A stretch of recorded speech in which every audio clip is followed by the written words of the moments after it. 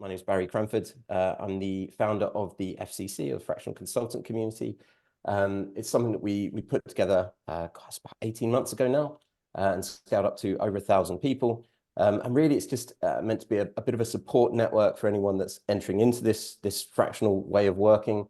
We found that so many people struggle in so many different areas of it, and since we've done it, we've found a super active group of people. So if you've joined and you're not currently on the Slack group, I'm sure Chelsea will send a link soon to put it up there. So join and get involved. Recently, it was introduced to Cole, who's just amazing, and who's going to talk to you today.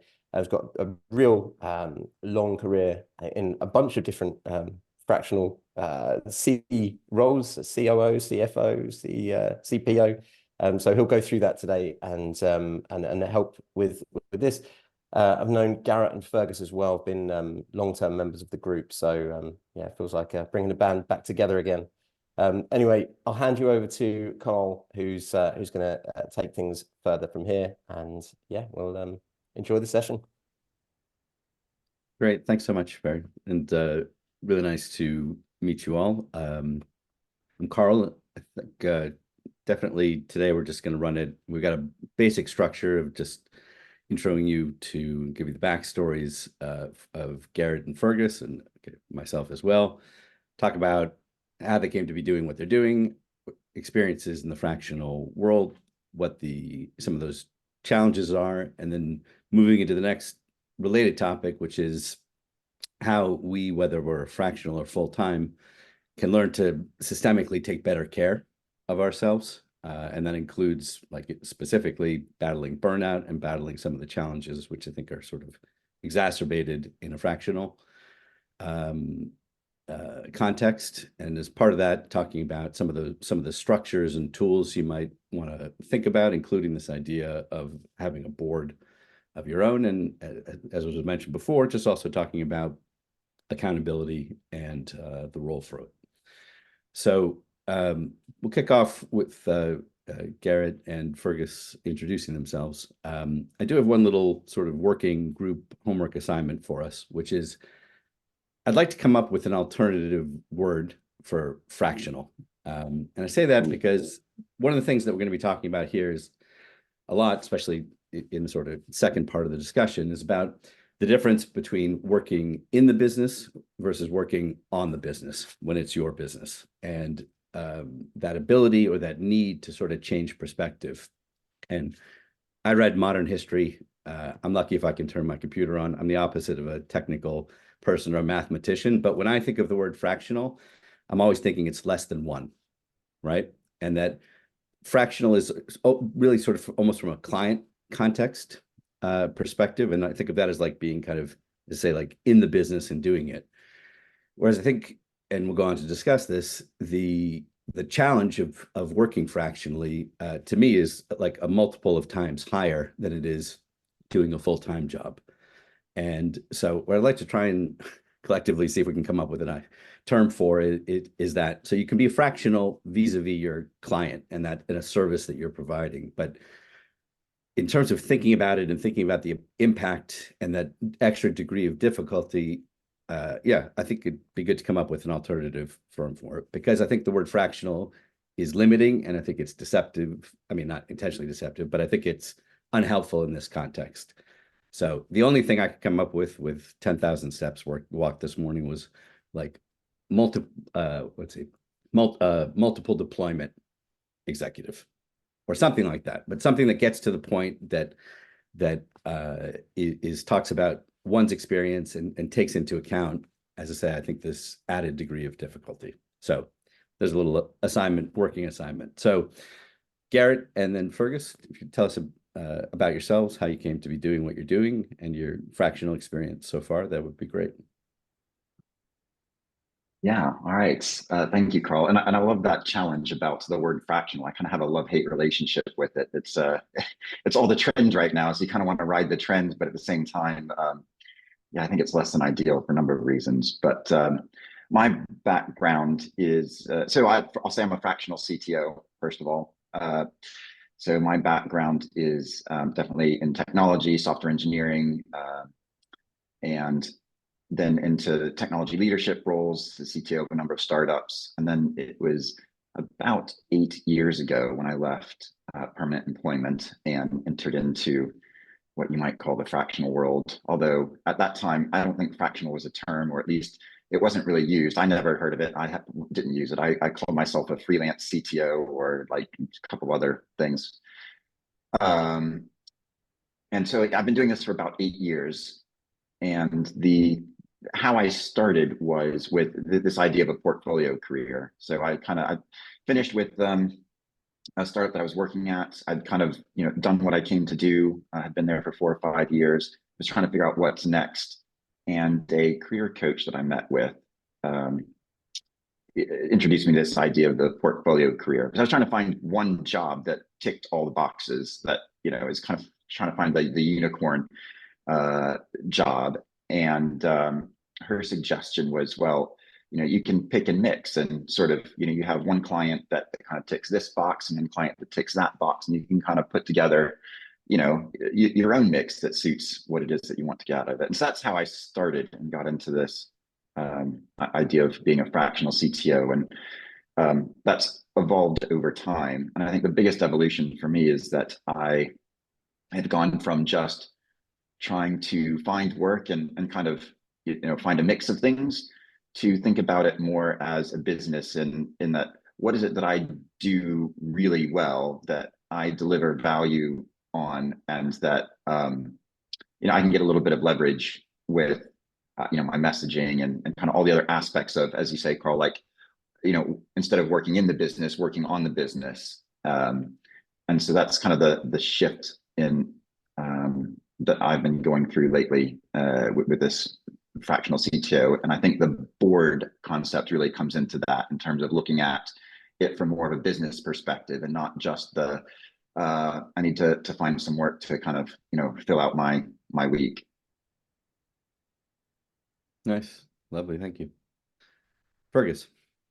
Yeah, so not a dissimilar story to Gareth, I guess. I've been in the fractional space for slightly less time, about 7 years now, I think. But certainly it was not a term that was coined when I was setting out. I probably, even to this day, I'd probably describe my engagement with my client base more in like interim, as an interim CTO. So helping a business get from A to B is usually more on those kind of transformative lines, where they're segueing out of old technology leadership and needing to work out what they need as their next kind of permanent hire, or a kind of sustainable force moving forward. And sometimes it's just being a bit of a SWAT team to parachute in and fix a bunch of stuff based on prior experience, which the business might not have internally. Those sorts of things. So yeah, probably worked with 20-25 clients at this point, over those 7 years in various different capacities.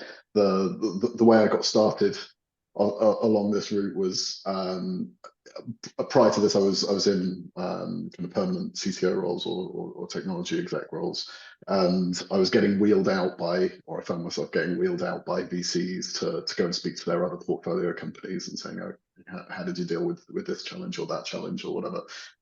So I decided to formalize that when I was leaving my old or my last permanent CTO role, and worked mainly through referrals and through those VC networks into those other portfolio companies, and helped out either where there was another CTO already in place but they needed some extra support, or where there wasn't technology leadership within those businesses and they needed someone to kind of pick up the reins and the accountability there.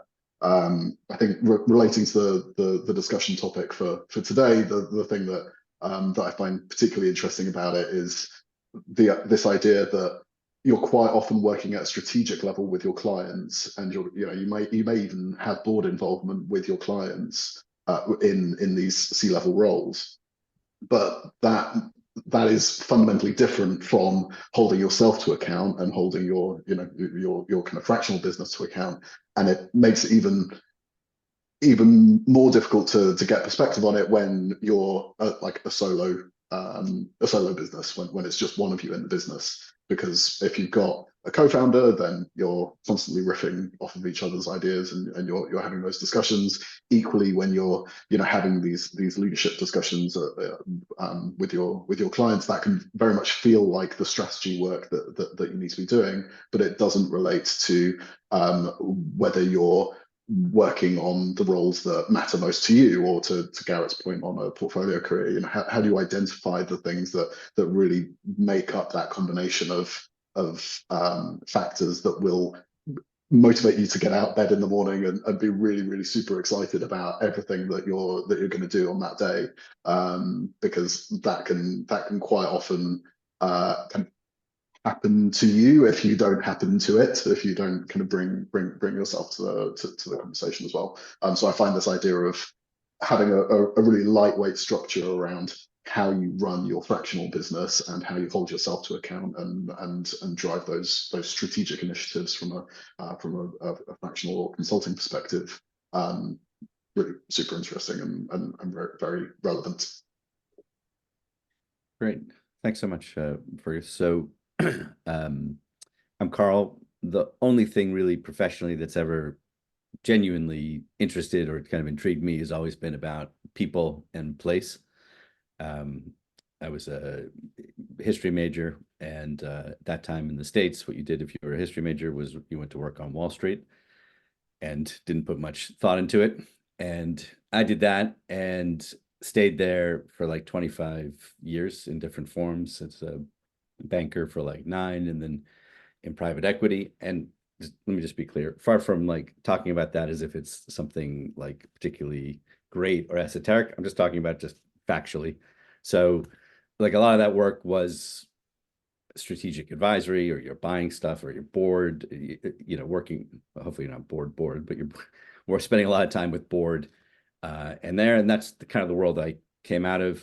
I had like just enough quotient of people related stuff in, and as I'll say in a second, outside of work to keep me there for a while. But I finally just hit the eject button and went in the last 6 years, which is also how Garrett and Fergus and I know each other, though it's asynchronous.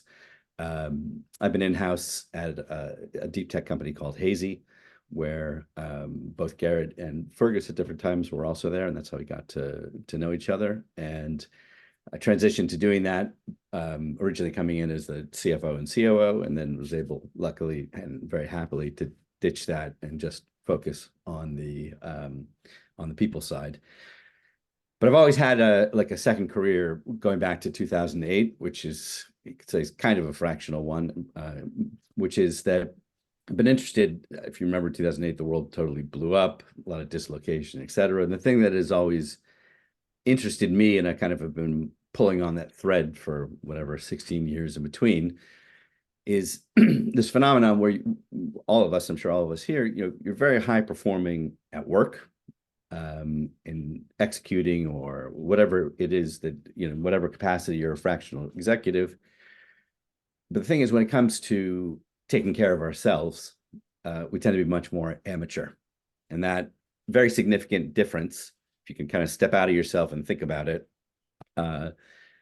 is very significant. And that area that it talks about, which is really what we're going to be here today, is we call it sort of self-management and care. So it's not about the individual decisions really that we're talking about, but it's about the lack of a structure and discipline and professionalism about how we run elements of our lives, including career in the broadest sense, self-care in the broadest sense, et cetera. It's, for whatever, honestly, I don't know why, but for whatever weird reason, this area is not something we're not taught how to do it. There's no instruction manual for it.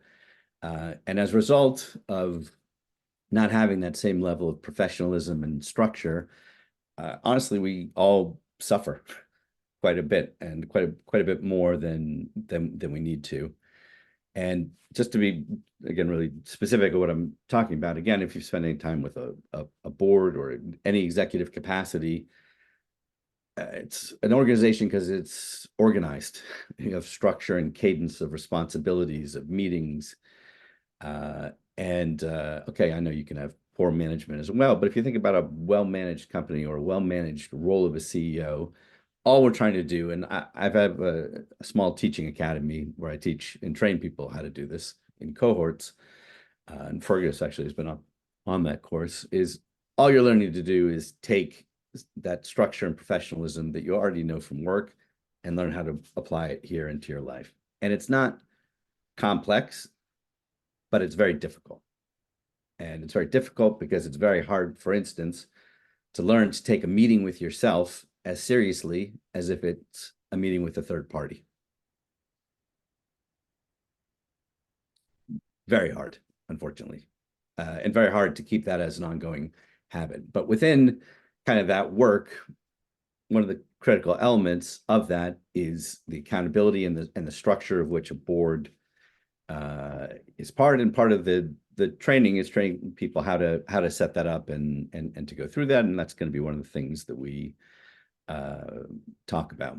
And I guess the point is that about this area, it's not just it's very high impact improving this self-management and care, and the bar is very low. So with a very limited amount of time and effort, it happens to be an area where you can see some significant benefits, and we'll try to give you a couple of specific things to take away and work on at the moment.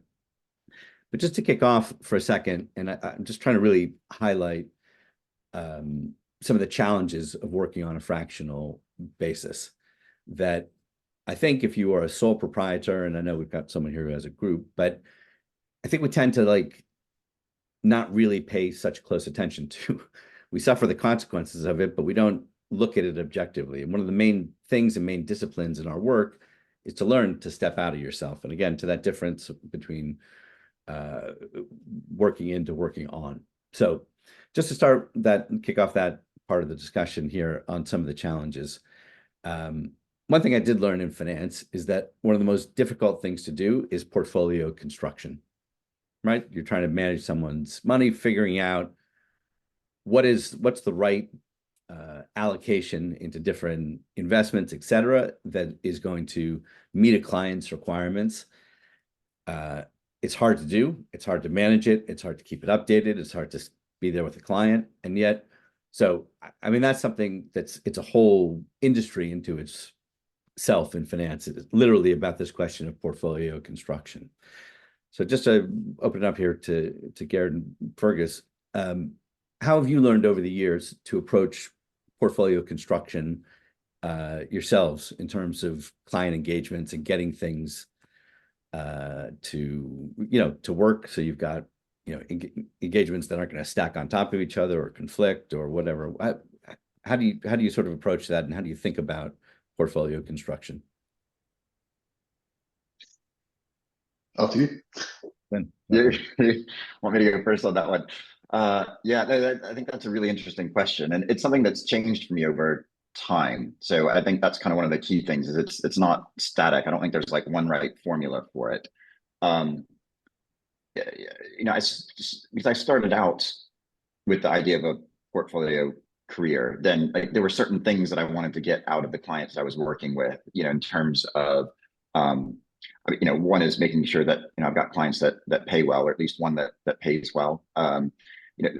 Teams that I enjoy working with, doing something that is kind of has a bigger purpose, making a difference, positive impact. And so I think that's where I started in terms of trying to put together pieces in a portfolio. But there's also an element of the type of engagement or size, because I was experimenting with different things there as well. So, having, a coaching engagement, something that's more hands-on, something, that's more advisory, that sort of thing. And, but it's a bit of a puzzle. And as soon as I figure it out or I get something that works, then something changes, and, a piece falls away, and then it's kind of this overlaying of, different dimensions that, each client brings. And so I think that it is a constant challenge. At the moment I have a model. I think one of the things that I come back to though is I've I've found that having a model or an ideal or something to work towards has really helped, because then I can easily see where the holes are that I need to focus on filling. And I'm not just trying to go out and get any new business, but I know I need to fill this hole. I need something that fits in this space. Whatever that might look like in terms of, time, space, effort, or other, boxes that you might want to tick. And so that's brought a lot of clarity. And I actually have kind of, I'll draw it out and I have a diagram that I can look at. And so it's very visual and I can see, well, this month, this is looking good, but next month this goes away and I have to fill that hole and move things around and whatnot. So that's the way that I've looked at it. It's fascinating. Yeah. Again, I think there's a lot of overlap in terms of what I don't think there's like one exact formula that I'm like, right, okay, that this client's coming up to an end, therefore, like I need to go and find another client that's exactly the same shape and then go and pick that up, because at the end of the day, like that's not how these roles present themselves. It's not how trying to kind of pigeonhole the clients into an exact structure there is kind of a fool's errand, I think, for me personally, but based on my experience doing this. I would say that there are a couple of experiments that I've run that have just like not gelled for me, and that's informed how I would go and construct those portfolios moving forward. So like early on, I tried doing like a day a week for 4 different clients, and then I found that I was repeating the same conversations with different teams, and I felt like I was going crazy because I'm sure I've explained this concept to you. No, I haven't, because that was a completely different group of people. So for me, like when I'm talking about the fractional work that I do, or the more hands-on work that I do, then I would only ever pick up a maximum of 2 clients. One thing I really enjoy about the fractional work is that you can focus more on outcomes rather than like time spent or the outputs that you're producing on a week by week basis. And that means that sometimes in a given week you can really move the needle for a business with a relatively small amount of time. And other weeks, there's just a lot of moving pieces that you need to do a lot of shoveling for. So that does tend to even itself out. And I would typically not say I'm going to do fixed days, just Mondays for this client, because one of the value adds I think that we deliver as execs is being able to be on the other end of a phone or the other end of a Slack message or whatever else, to be responsive and help move things forward from the business perspective. So I think all of those things come into focus when I'm considering picking up a new role. Is that something that I've got capacity to run alongside existing commitments? I will quite often have a couple of really light touch ad hoc advisory roles, just to kind of keep my interest in the much earlier stage businesses that wouldn't require so much kind of hands-on work. But when it comes to those later stage fractional roles, then that might be one client for 4 days a week, or it might be 2 clients for kind of 2 or 3 days a week, varying. And I'd kind of approach it that way. I've seen it. So I've done a bit of fractional work again before that was really a term, but I probably had more experience recently with being in business with, for instance, fractional CFOs.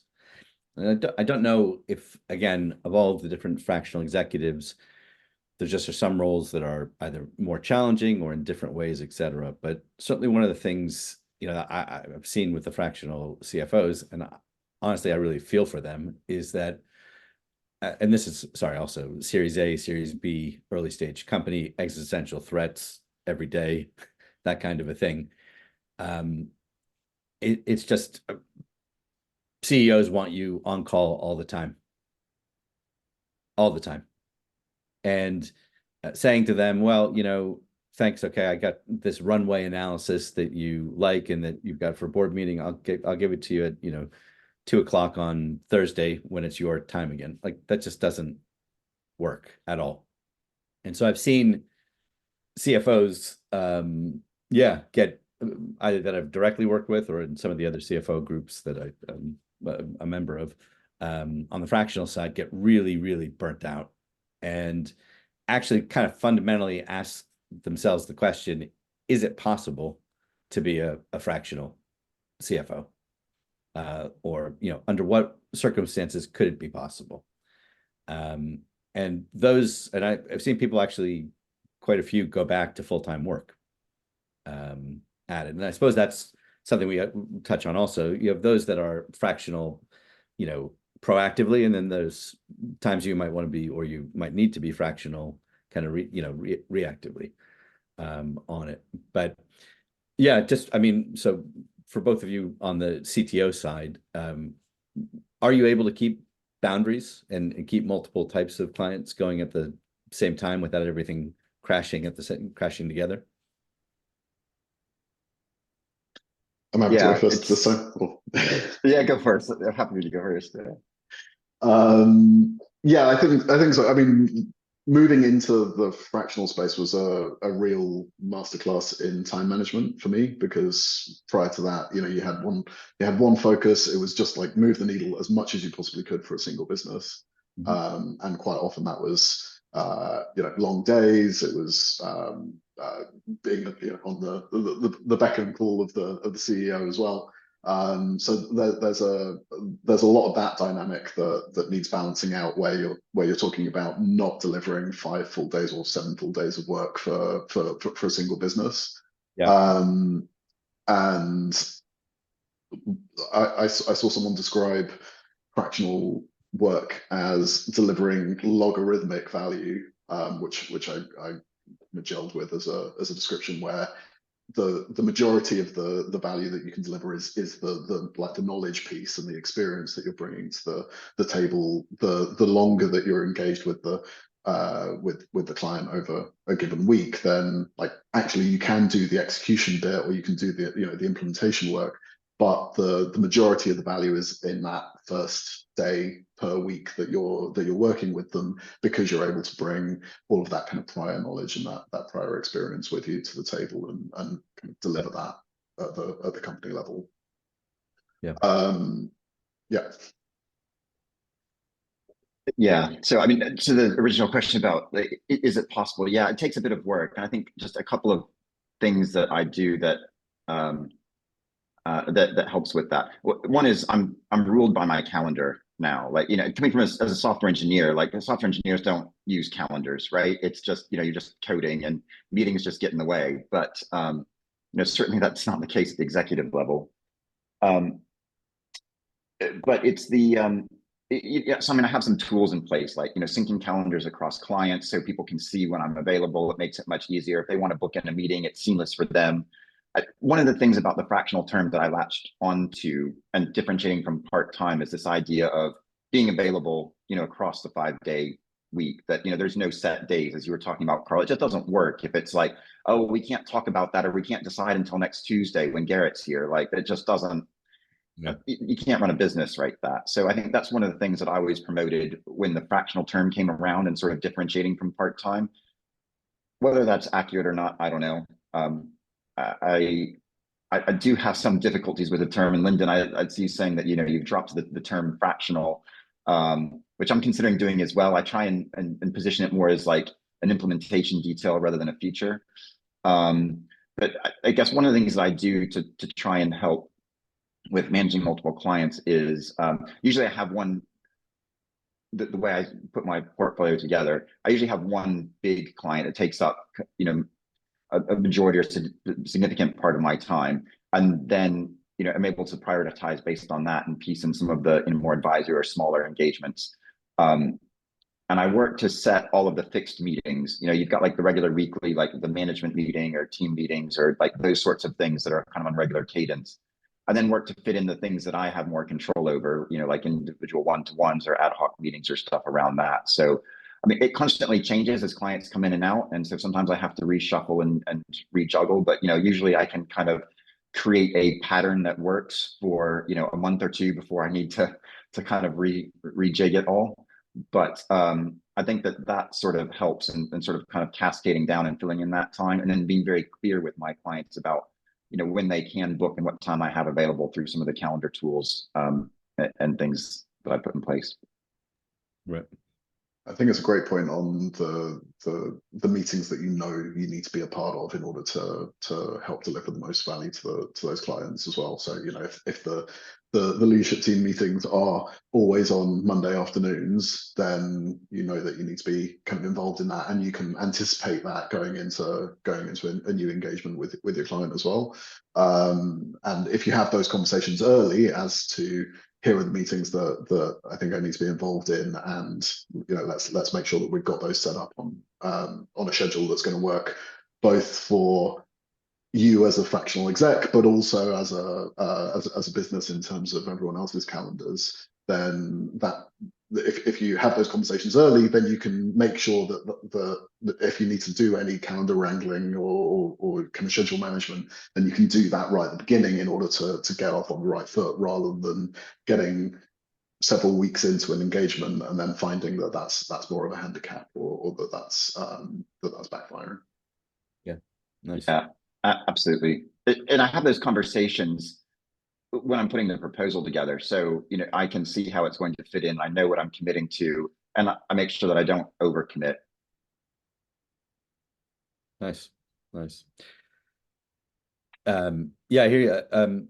Lyndon, sorry not to call on you, but in terms of replacing it with the fractional with a different term, did you have anything in mind, or is it just dropping fractional to begin with? Dropping fractional altogether as a marketing tool. I think it sort of sets the expectation. It's really quite hard for people to grok. As you say, if you've got a CFO, you can't work as a CFO fractionally, right? And equally, when you go into an engagement, your stakeholders understand that you're there part-time.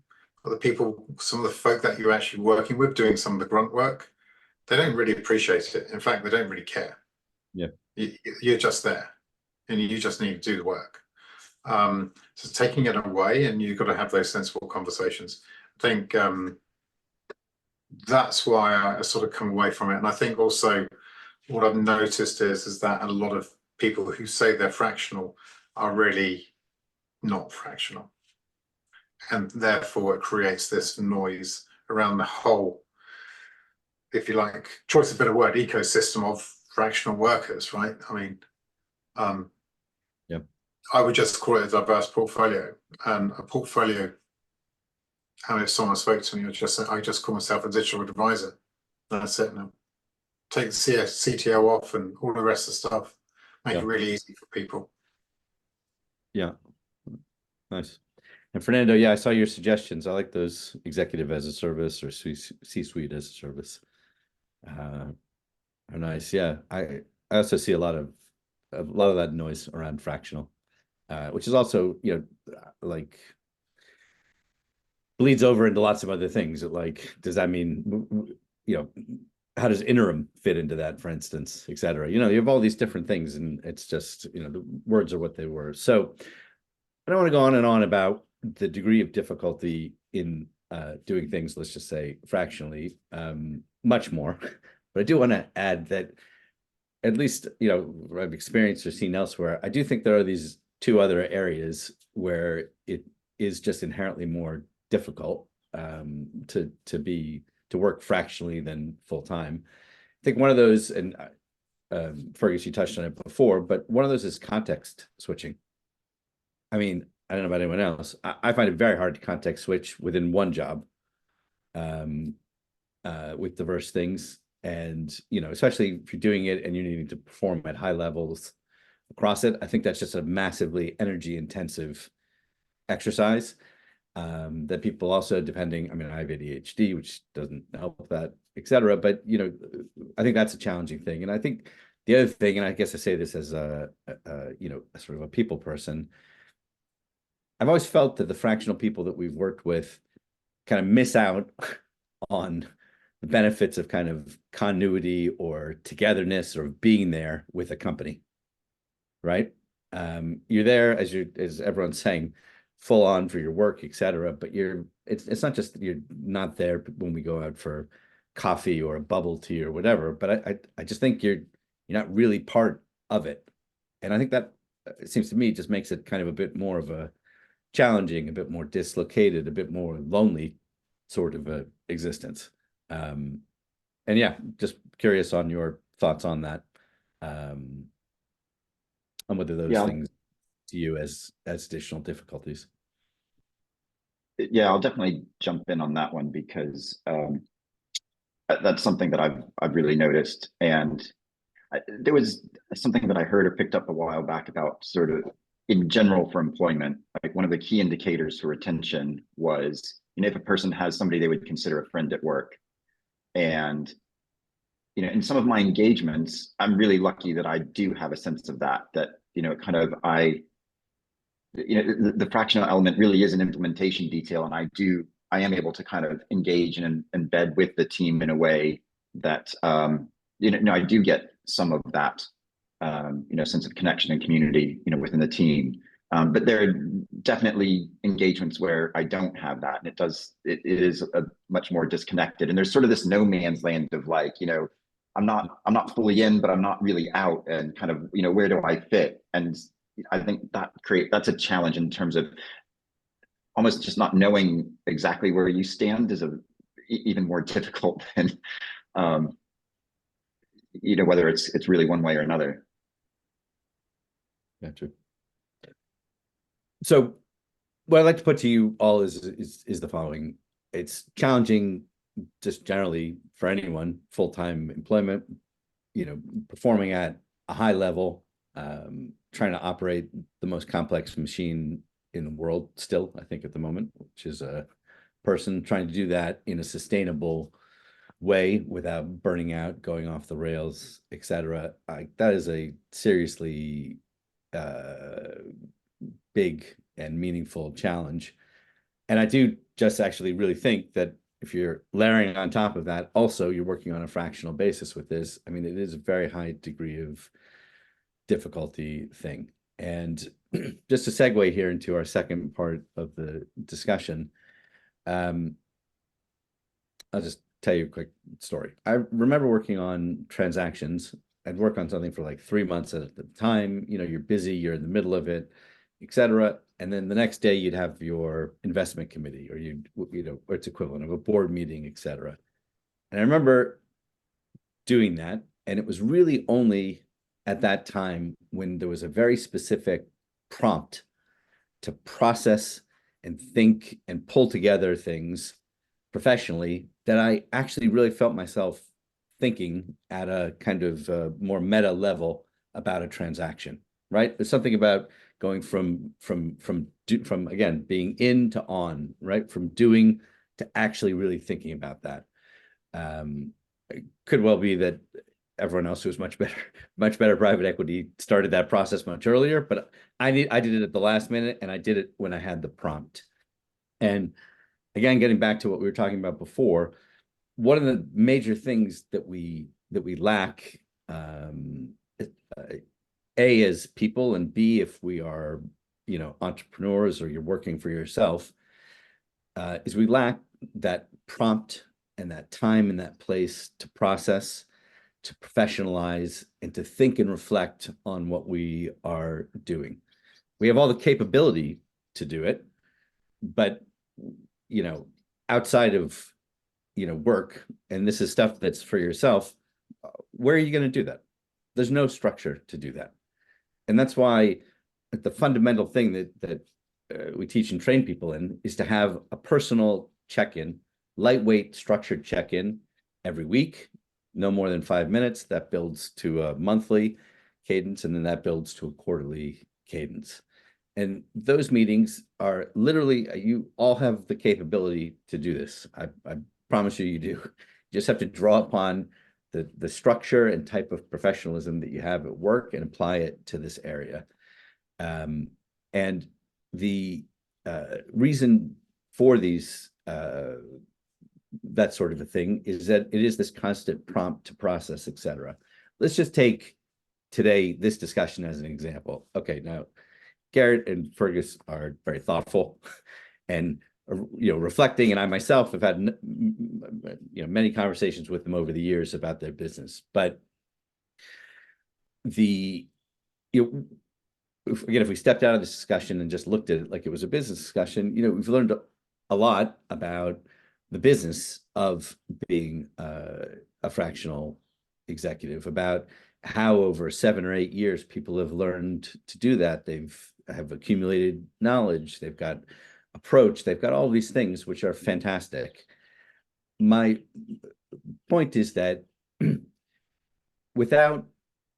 you're just on your own and you never have a chance to be asked the questions like we asked today, where you never have the time to sit and reflect and to report back to somebody, you can keep working and you're going to work at a very good level because you're a professional. But this whole area of your self-management and care and your ability to think at a meta level is just severely impaired or just kind of non-existent, which is why kind of the ideal configuration that we do, I do this, you train people to do this as part of their quarterly meetings, is you're reporting on what happened, and everything in your kind of in this sphere breaks into strategic, tactical, and pastoral, which is sort of self-care.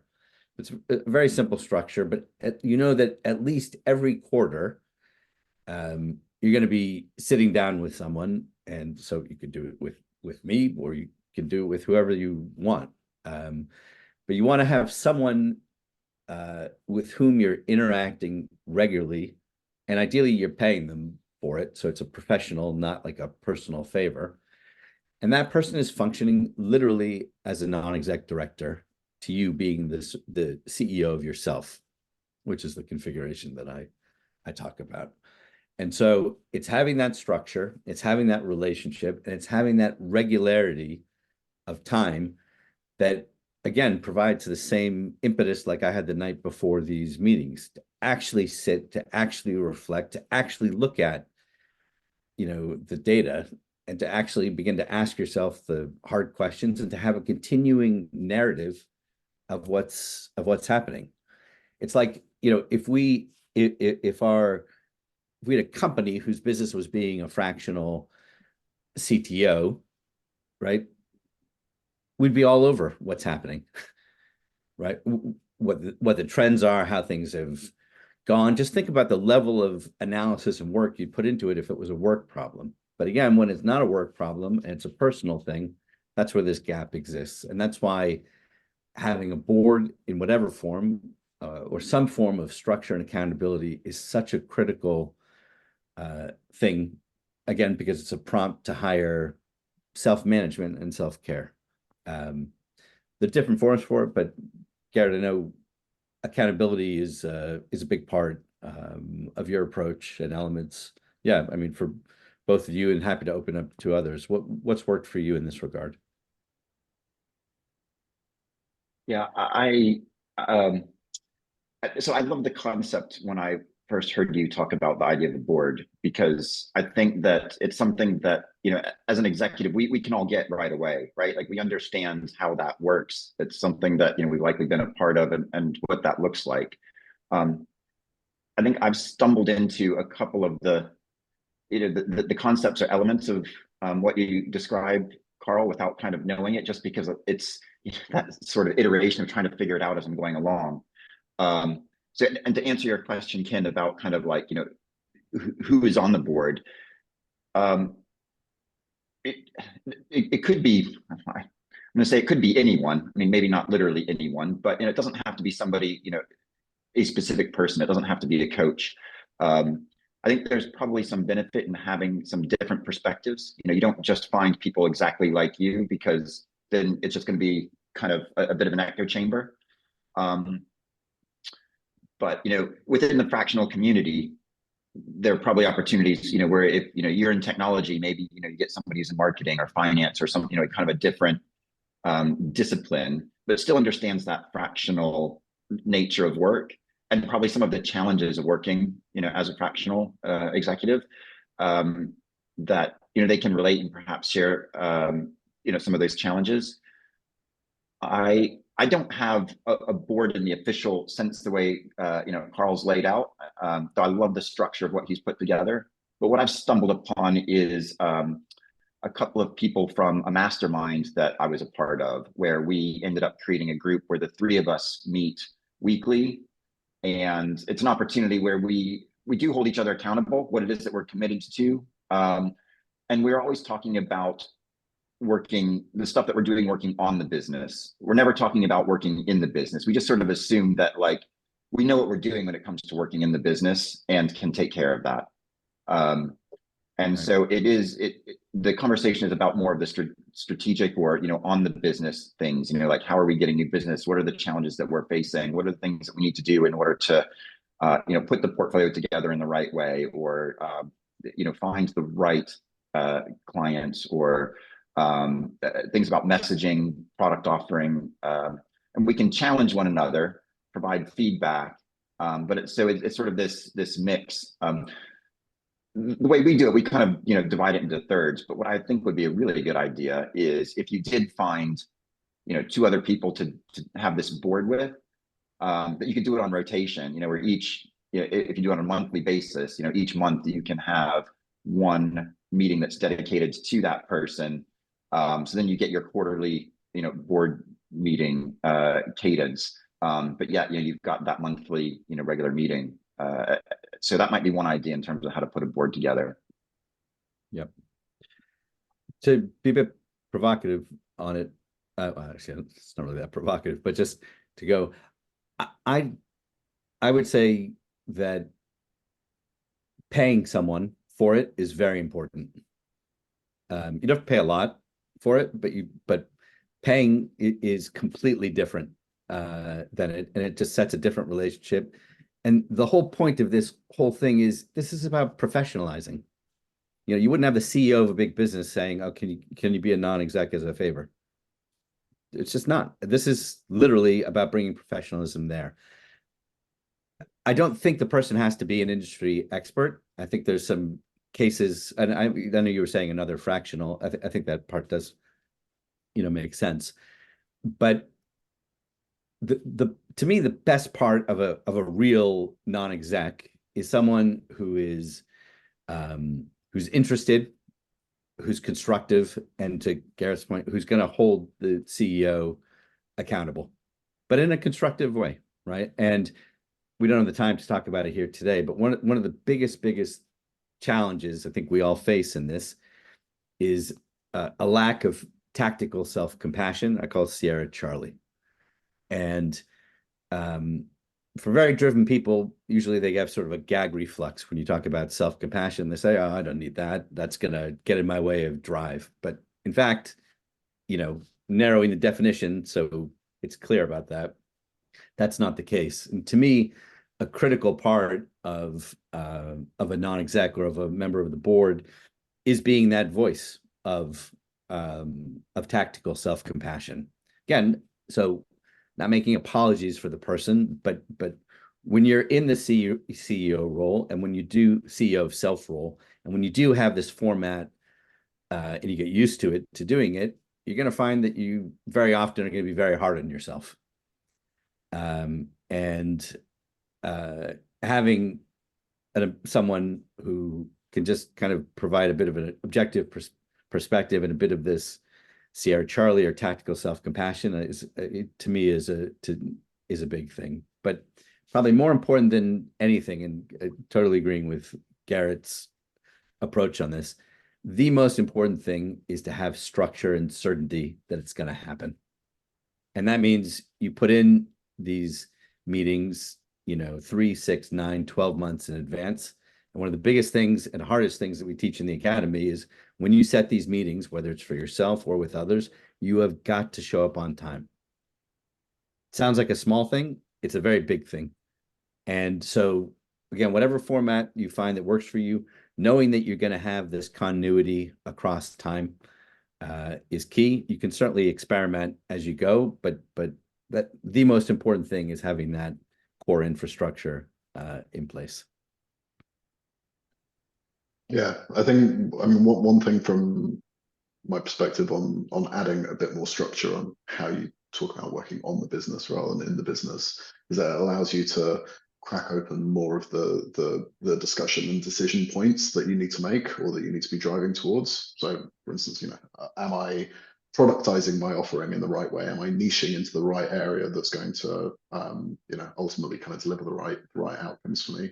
And I think you can do a lot of this by yourself. To Carl's point, it can be a meeting of one if you're holding yourself accountable and you've got the right sort of structure around it, and that doesn't need to be a heavyweight process. It can be very lightweight.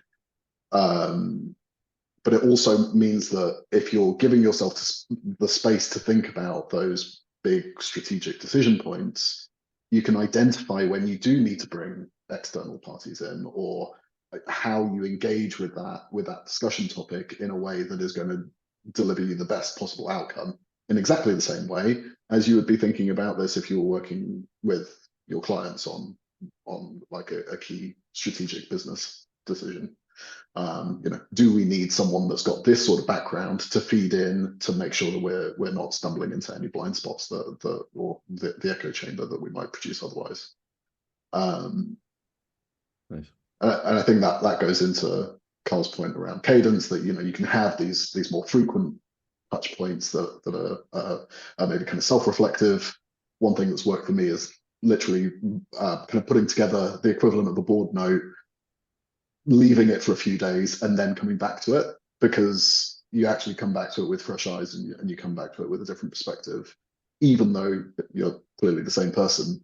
You're benefiting from kind of approaching the same topic twice. Yeah. And then I think pulling the external people in to really have those discussions in a more meaningful way on a less frequent basis means that you're not kind of misfiring on making those conversations matter. Yeah, I say just as perhaps a final point as we start to wrap up, the one kind of other critical rule of these meetings, however you do them, is that it has each of those three categories that I mentioned. So strategic is about, where are you heading your business? Tactical, how do you navigate the present? But then pastoral and self-care. And it's the third one that always gets ignored. It's there. And my simple point to all of you is that it's great. I know you're high performing executives and professionals there, but you yourself deserve a similar level of professionalism and high performance and taking care of yourself, basically. And that's taking care of career, that's taking care of performance, and that's taking care of yourself. And these meetings are times and prompts to be able to do that. And they sound heavyweight, but they're actually quite lightweight. And with a bit of grit and determination, you can definitely put it in place. And any of the three of us are very happy to chat more about it and tell you about our experiences, etc. Anytime. Absolutely. Yeah, absolutely. Great. Well, I think maybe perhaps we have time for a question or two or not, or we can wrap up. Chelsea, I don't know, what do you? We can go to questions if anyone's got any questions. Does anyone have any questions at all for Garrett, Fergus, or Carl before we wrap up?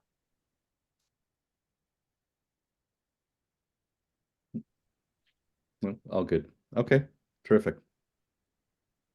Amazing. Well, thank you so much for that, Garrett, Fergus, and Carl. It's been really interesting, and I hope people have got a lot of takeaways from it. So, and thank you all for attending as well. It's been great. Thanks. Thanks Thanks all. a lot. Really interesting. Bye. Yeah, thank you. Thank you.